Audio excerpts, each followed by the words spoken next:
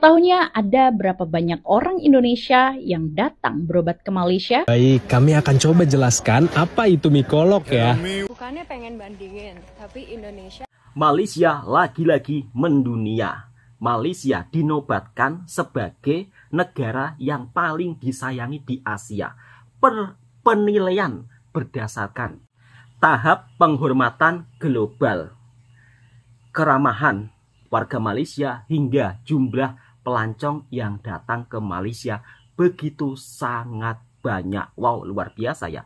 Tetapi prestasi negara tetangga kita, Malaysia, tidak habis di sini saja. Dari segi kesehatan, dari segi pengobatan, Malaysia juga menjadi salah satu destinasi pusat pengobatan yang begitu sangat luar biasa hingga diakui dunia. Maka tak heran kalau orang Indonesia setiap tahunnya datang ke Malaysia dengan jumlah yang begitu sangat banyak, ratusan ribu bahkan bisa jutaan. Dan mereka rata-rata setelah berobat di Malaysia merasakan kepuasan pelayanan yang terbaik. Tidak hanya sampai di sini saja, rumah sakit di Malaysia dilengkapi dengan alat-alat canggih yang sudah diakui dunia dengan biaya yang begitu sangat murah daripada berobat di Singapura. Selain jaraknya dengan Indonesia yang begitu dekat, tiket pesawat Indonesia ke Malaysia itu sangat murah dibandingkan dengan harga tiket pesawat yang ada di Indonesia ya. Mungkin kalau kita ke daerah lain harganya yang begitu mahal. Maka jangan kaget, jangan terkejut kalau banyak orang Indonesia yang lebih memilih berobat di Malaysia. Bukan rumah sakit di Indonesia tidak bagus sahabatku semua, tetapi setiap orang itu punya pilihan masing-masing. Misal kata sudah berobat di Indonesia tidak kunjung sembuh, mereka juga punya pilihan masing-masing untuk mendapatkan kesehatan. Selain bisa berobat, Malaysia juga menyajikan wisata yang begitu sangat banyak. Dari mulai wisata kuliner, berbagai aneka jenis makanan yang mungkin tidak bisa ditemukan di mana-mana negara. Sebab Malaysia merupakan salah satu negara berbilang kaum ya, atau berbagai bangsa. Sehingga aneka jenis makanannya pun juga begitu sangat banyak. Dan inilah kenapa orang Indonesia lebih memilih berobat di Malaysia hingga berbagai destinasi wisatanya begitu sangat-sangat membuat orang luar kagum. Langsung kita reaction videonya bersama-sama. Tahunya ada berapa banyak orang Indonesia yang datang berobat ke Malaysia? 10.000? No. 100.000 orang? Oh. No. Ternyata lebih dari 500.000 orang Indonesia berobat ke Malaysia setiap tahunnya. Ada beberapa alasan utama mengapa banyak orang Indonesia memilih berobat ke Malaysia. Alasannya yang pertama tentu saja karena prosedur yang lebih cepat dan efisien. Di Malaysia, untuk proses pendaftaran, konsultasi, hingga layanan medik ini seringkali lebih cepat dibandingkan dengan di Indonesia. Di Indonesia, pasien kadang harus menunggu lebih lama untuk mendapatkan perawatan tertentu, terutama di hospital atau untuk berjumpa dengan dokter-dokter pakar. Banyak konten orang Indonesia yang berobat di Malaysia memberikan testimoni ataupun pengalaman mereka berobat di Malaysia. Selanjutnya tentu saja karena kualitas layanan kesehatan yang tinggi. Banyak hospital di Malaysia yang sudah mendapatkan sijil pengiktirafan secara internasional hingga memberikan rasa percaya kepada pasien. Belum lagi dengan layanan dokter-dokter pakar yang berpengalaman dan lulusan dari universiti ternama. Biasanya kalau berobat di Malaysia, kita bisa tahu dokternya ini lulusan dari universiti mana. Ini tidak ada di Indonesia. Kalau di Indonesia kita tidak akan tahu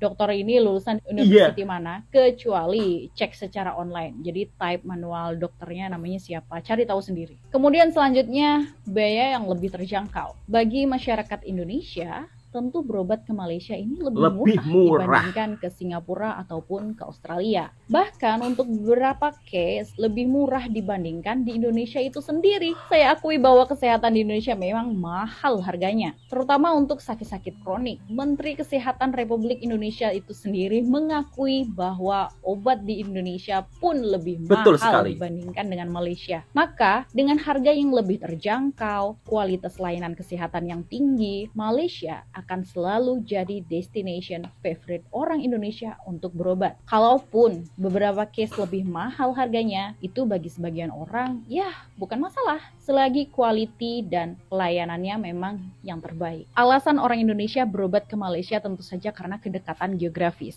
Menyedihkan apabila pemerintah Indonesia saat ini belum memberikan layanan kesehatan yang merata bagi seluruh Indonesia. Kampung saya berada di pedalaman Kalimantan Barat. Untuk akses dokter pakar yang lebih lengkap, orang kampung saya banyak yang lebih memilih berobat ke Kuching, Sarawak daripada ke Jakarta. Dengan naik bus 1 malam saja sudah bisa sampai ke Kuching, daripada pasien dah sakit sekarat harus naik bus semalam kemudian lanjut flight lagi ke Jakarta, yang tentu saja secara biaya transportasinya lebih besar, jauh lebih mahal dan perjalanannya sudah pasti melelahkan. Banyak provinsi di Indonesia yang memiliki direct flight ke Malaysia. Jadi secara akses, transportasinya mudah dijangkau dan jauh lebih murah. FYI, domestic flight di Indonesia ini memang lebih mahal ya daripada international flight. Jauh bedanya. Selanjutnya, Betul, karena ada Mbak. program medical tourism Iya. Malaysia, saya akui bagus mengambil peluang dari ketidaksempurnaan Medical tourism. layanan medis di negara jiran.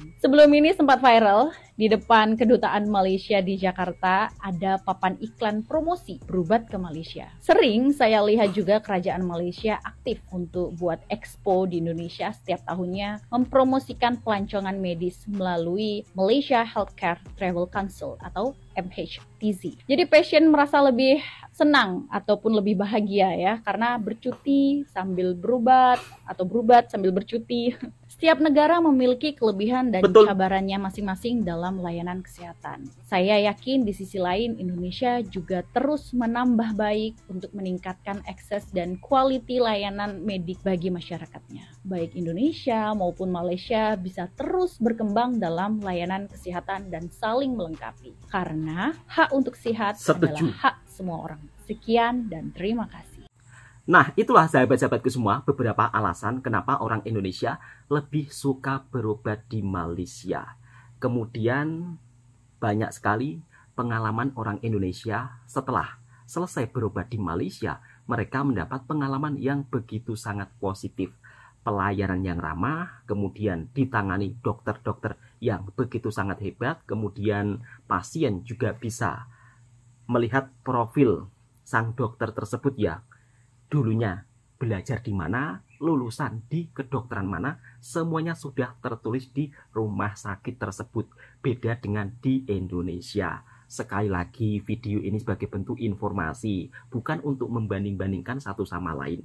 Di sisi lain, pasti Indonesia juga semakin berbenah ya, dengan rumah sakitnya, kemudian dari segi pelayanannya pasti juga akan ditingkatkan. Tentunya Indonesia juga tidak akan mau tertinggal dengan negara tetangga yang dimana rumah sakitnya semakin canggih dan sudah diakui oleh dunia.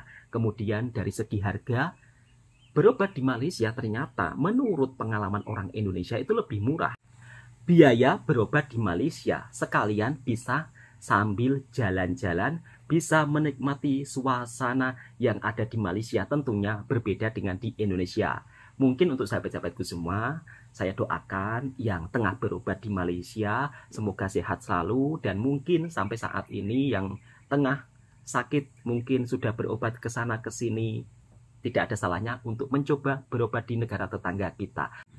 Pada intinya, hidup ini saling memerlukan satu sama lain. Jadi jangan sampai ada kebencian di antara satu sama lain. Apalagi kita adalah negara yang bertetangga. Indonesia dan Malaysia tentunya saling memerlukan satu sama lain. Orang Indonesia juga banyak berobat ke Malaysia. Sebaliknya orang Malaysia juga banyak berwisata di Indonesia.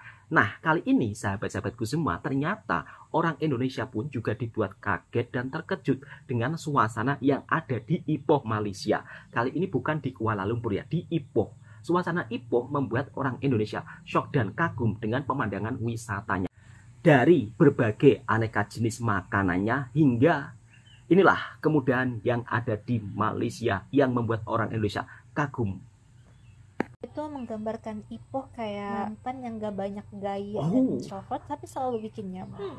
menarik. bikin Kalau nyaman. orang-orang ke Malaysia kebanyakan ke Kuala Lumpur, ke Penang, gue melipir sebentar ke Ipoh yang katanya Ke Ipoh. kota underrated, tapi banyak yang bisa dieksplor. Wow. Dari Singapura gue turun di terminal TBS dan lanjut naik bis lagi sekitar 3 jaman ke Ipoh. Sebenarnya bisa naik kereta, tapi waktu itu gue udah kehabisan karena telat pesennya. Jadi ya udah, kita naik yang ada aja. Satu hal penting yang harus kalian tahu sebelum ke Ipoh, di Ipoh itu nggak ada Grab bike. Jadi dari terminal Ipoh ke hostel gue pesen Grab Car. Karena jarak dari terminal ke hostel itu dekat, ya seperti biasa gue selalu kecepatan datangnya. Padahal udah aturan umum ya, kalau check-in hostel atau hotel tuh ya jam 3-an. Tapi udah nggak apa-apa, mari datengin destinasi yang deket-deket dulu biar nyicil gitu. Seperti Bentar, apa di intermezzo. Ipoh, Mbak? Gue tuh ternyata bikin VOG ini capek ya. Ya wis lah, kita makan nasi ganja dulu. Jangan takut Besti, ini bukan nasi dengan lalapan atau tumis daun ganja. Ini tuh nasi kandar ayam merah. Wow. Saran gue kalau kalian bukan tipe yang makan banyak, bawa kotak bekal dah. Jadi kalian bisa nyisain sedikit nasi kalian buat dibawa pulang. Karena makan sendirian tuh ternyata kebanyakan ya. Dibungkus Hari nggak pertama apa-apa, di Ipoh, Mbak? gue nggak banyak gerak, bukan karena capek atau males, Iya. tapi langit tuh lagi seneng banget numpahin airnya dari siang sampai malam. Oh, Dan bikin hujan, gue tidur hujan. nyenyak. Dan bangun-bangun udah jam 9 malam aja. Iya, karena udah malam juga ya kan, terus sepi karena waktu itu tuh Imlek. Jadi ya udah, gue lebih milih untuk SKSD nyari teman di hostel buat ngetrip besok. Udah malam, lanjut besok ya guys. Kata gue sih jangan coba-coba ke Ipoh cuma sehari doang. Jangan ya. Gue yang coba-coba 3 ke hari Ipoh. 2 malam aja masih kurang. Oh, seperti apa Mbak suasananya sampai kurang 2 hari 3 malam di Ipoh? Tapi kalau kalian emang bisanya cuma 1 hari doang, ya udah, ini gue lanjutin videonya supaya kalian nggak bingung mau kemana aja. Setelah dari Perak Cave Temple, gue sempet ke Gunung Lang, walaupun ya cuma ngadem doang karena capek.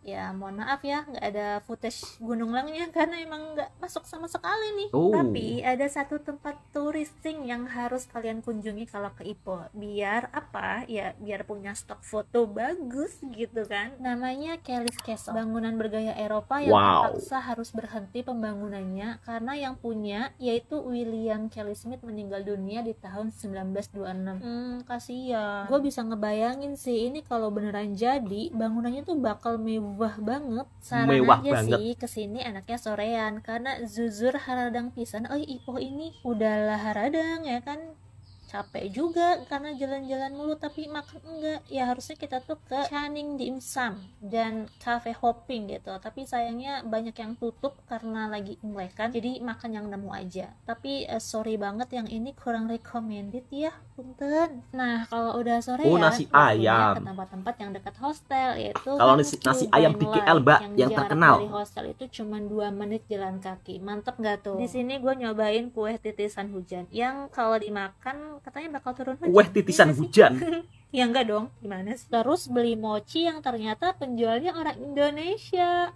Salam kenal mbaknya. Oh ya, kalau mau beli oleh-oleh di sini juga banyak kok. Udah ya gitu aja, karena malamnya gue harus packing untuk ke Kuala Lumpur besokannya. Oh, Beneran nih, ini malam terakhir di Ipoh. Nggak mau pulang. kenapa nggak mau pulang Mbak? Ada apa di Ipoh? Rasanya tuh kayak belum puas gitu explore Ipoh. Antara gue datang di waktu yang salah karena lagi liburan terus banyak yang tutup, atau memang Ipoh senyaman itu. Sampai gue lupa belum nyuci baju sama sekali. Waduh. Dari pertama kali nyampe di Singapura sampai gue pindah ke Ipoh. Pokoknya gimana pun caranya harus laundry aja malam ini. Jadinya gue jalan tuh menyoksuri jalanan di Ipoh. Ya ngeri-ngeri sedap sih sebenarnya, tapi gue mikir Serba mudah, masa Mbak, di negara Malaysia. serukun ini. Oh ya, by the way gue belum sempat review hostelnya ya. Kalau ada yang mau tahu hostelnya komen ya, nanti gue bikinin video reviewnya. Pagi ini dengan berat hati dan sangat-sangat berat hati gue harus say goodbye sama Ipoh karena habis gue berangkat jam 10-an ke Kuala Lumpur. Gue berangkat bareng ke terminal Ipoh sama teman hostel gue. Kebetulan dia tuh dari Indonesia dan negara selanjutnya tuh sama gue. Bedanya dia jalur darat kesananya dan gue jalur udara. Jadi gue harus lanjut lagi ke Kuala Lumpur dulu. Perjalanan kan hampir 3 jam ya ke Kuala Lumpur. Jadi gue beli amunisi roti boy dulu biar nggak pingsan. Bahkan setelah nyampe bandara pun gue masih beli makanan karena ternyata penerbangan gue delay 1 jam. Mood gue nih lagi pengen banget makan orang gara-gara flight gue delay gitu kan. Sabar, Mbak, sabar. Tambah gue kena razia bagasi. Gue kira tuh aman aja ya kan, karena pas di counter check-innya nggak ditimbang. Nggak taunya ditimbang pas mau boarding dong. Dan tebak gue kena berapa? Gue harus bayar 200 ringgit. Tapi karena di dompet tinggal 100 ringgit, alhasil gue memelas tuh dan tektokan sama petugasnya. Ya alhamdulillah rezeki solo traveler budget pas-pasan ini cuma disuruh bayar 100 ringgit. Drama bagasi tadi mengakhiri perjalanan gue di Ipoh. Dan selamat datang di Bangkok, Thailand. Baik, kami akan coba jelaskan apa itu mie kolok ya. Ini khas Sarawak sahabatku semua.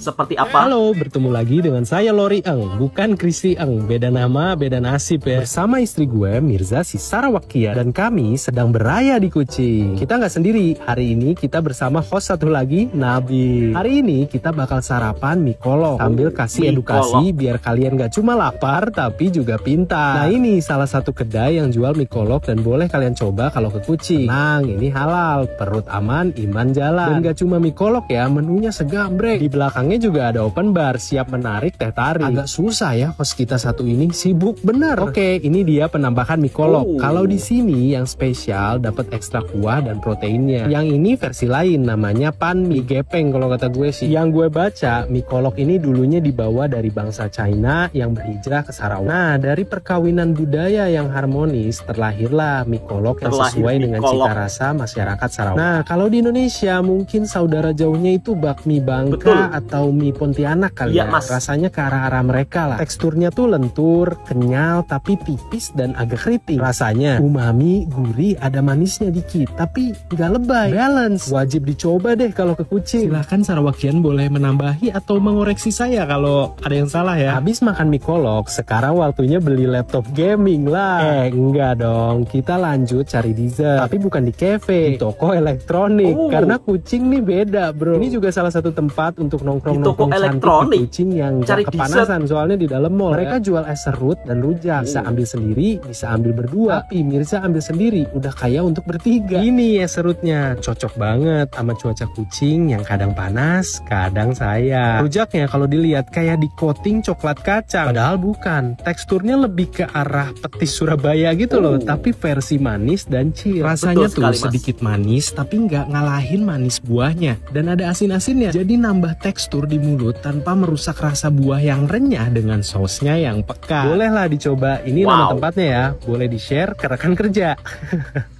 Temenin aku laundry. Jadi karena kalian aku hari ini tuh mau laundry, aku bakal nge-share kalian cara pakai mesin cuci di sini. Jadi di sini tuh ada washer di bagian row bawah sama ada mesin laundry di Malaysia. Jadi pertama aku bakal masukin di washer dulu. Oke Mbak. Jadi di Malaysia tuh kemudahan serba ada sahabatku semua. Hidup di masa depan, bukan di masa lampau. Nah terus ini tuh cara bayarnya, biasanya tuh bisa pakai kartu. Aku biasanya pakai kartu Maybank, dan juga bisa pakai ini Apple Pay juga bisa. Terus kan juga bisa pakai aplikasi ini. Terus biasanya aplikasinya tuh bisa pakai bayar pakai Touch and Go. Terus tinggal dipencet start. Tanpa ada penunggunya. Udah mulai nyala, biasanya aku pasang timer di HP, so aku tinggal. By the way, di sini tuh juga udah dapat deterjen sama softener di dalamnya washer. Jadi kita tuh sebenarnya nggak usah tambahin lagi. Ini udah selesai yang washer. Sekarang aku mau pindah dari washer ke dryer. Langsung ada pengeringnya. Ini udah masukin. Itu sama kayak tadi, tapi bedanya tuh kan 40 menit. Nah, aku tuh mau add time. Kalian tinggal pencet add time, nanti dia bisa nambah. Karena aku senang, males, ya kan? Kalau misalkan nanti tuh gak kering, jadi aku tuh tambah sampai 1 jam 10 menit. Terus kan bisa pilih temperaturenya kayak gini. Wartawan China makan nasi kandar di Putrajaya. Wartawan daripada China. Pasti bahasa Melayu semuanya. Kandar, ada daging, ada sotong, ada sayur. Tapi Abang Fadil tak order apa-apa, cuma air kosong saja. Sebab saya kena jaga badan. Wow. Orang ambil itu manis, bagus untuk saya. Abang Ahmad, apa you order? Saya order nasi kandar, sosnya jambol, dan saya juga order sayur, sotong, telur kari dan ayam goreng. Saya order nasi lemak dan dia cakap best ayam boleh tahan tak? Saya kata ayam saya paling suka. Saya itu nasi kandar, tapi saya makan banyak ya. Ada yang kambing, yang soto, dan ayam juga, sayur-sayuran. Nanti nama-nama wartawannya pun Melayu semua sahabatku semua. Selalu penuh semangat, penuh tenaga. Orang itu perlu banyak makan lah. Yang paling saya suka ialah sotong. Sebab rasanya Sotong. ada rasa rumah. Ini air sirap.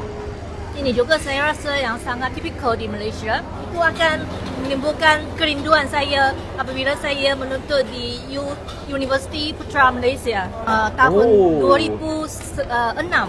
Pada masa itu Dulunya belajar di belum Malaysia. begitu banyak pokok, begitu ramai orang di sini, begitu banyak kedai-kedai. Saya rasa banyak perubahan. Okey, dan ini ialah apa yang saya order, rendang, sayur dan telur dan juga ada ayam. Sebenarnya kami semua ialah media dari China dan hari ini kami media akan dari China. membuat liputan di Putrajaya dan hari ini memilih makan nasi kandar di sini untuk memandang pulang kenangan masing-masing sendiri. Okey, terima kasih. Nasi goreng terenak di resto ini. Oke guys, ini aku lagi siap-siap Nasi mau goreng terenak di menuju ke Malaysia. restonya. Resto. Mana, Mbak? Ikuti aku ya Kira-kira? guys. Ini aku udah di jalan mau menuju ke lokasinya di Mall TRX. Kalian share aja ya di Google. Kalau ke Malaysia singgah aja ke Oriental Coffee. Ada di Pavilion juga ada. Ini dia menunya. Ini namanya kalau bahasa Indonesianya itu nasi goreng kampung. Dia ada udang, ada telur, timun. Nasi gorengnya itu pakai kangkung gitu. Enak-enak banget. Aku suka banget nasi gorengnya. Nasi goreng Gurih, kampung. nasinya itu nggak terlalu lembek. Pokoknya perfect deh. Ini aku kasih rate 10/10. Perfect kata Karena mbaknya. beneran enak banget. Kalian cobain deh nasi gorengnya. 10/10. Menu-menunya kayaknya Enak enak-enak semua ya. banget, Selama kata aku mbaknya. makan di sini gak ada yang gak enak sih.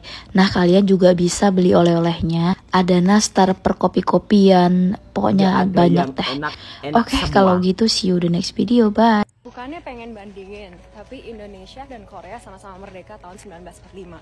Cuma kalian lihat Korea, turisnya banyak banget dan mereka bisa ekspor budayanya kemana-mana karena K-pop, K-drama.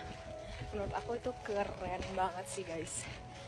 Kita merdeka, mereka masih ada Korean War. Mereka dulu miskin banget dan sekarang jadi negara yang